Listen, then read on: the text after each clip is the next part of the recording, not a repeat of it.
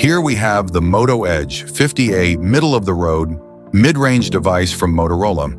There are plenty of different Moto Edge models. And let's find out in our Moto Edge 50 review. The Edge 50 is a mid-ranger that specs-wise sits below the Edge 50 Pro and the Ultra models, but is more premium than the Edge 50 Fusion.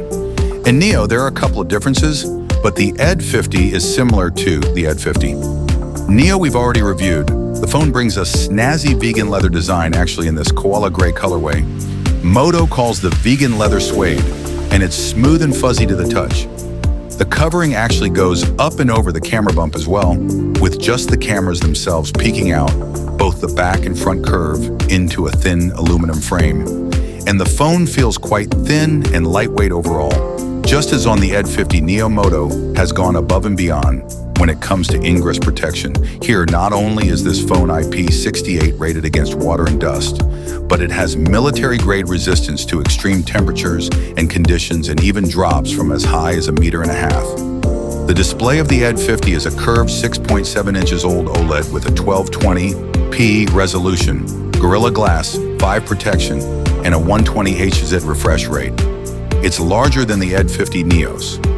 But you're missing the LTPO tech here. That means that while you get 120 HDs to smooth out your swiping and scrolling, and it is adaptive, it can dial down as low as 1 Hz when idling to save energy. The minimum here is 60 when it comes to brightness. We measured a maximum of around 550 nits with a manual slider, and this could boost to over 1400 nits in auto mode. Plenty for comfy outdoor use, and this screen looks good overall. It's plenty sharp at 446 ppi, and there's support for HDR, 10+ video as well for audio. The Edge 50 has stereo speakers with very good loudness. The sound quality is good with nice highs and vocals, but there isn't a ton of bass. I'm wide awake, but you're my to wake up and unlock the phone. There's an under-display optical fingerprint reader. It's quick and responsive, and the Edge 50 comes with 256 or 512 gigs of storage, but that isn't expandable to microSD, just like the rest of the Edge 50 family. The phone comes with Moto's new Hello UI interface running on top of Android 14. It provides a near-stock Android experience, but with some custom Motorola features on top. These you'll find within the Moto app. And now we have the cameras. There's a 50-map main cam, a 10-mega 3x telephoto cam, and a 13-megapixel ultra-wide, which has autofocus. It's the same camera. Hardware is on the Edge 50 Neo, but it seems that the processing here on the Edge 50 is better and more reliable during the day. The main camera's photos come out with a good amount of detail and sharpness. Wide dynamic range and pretty natural-looking colors. Shots of people come out looking solid too.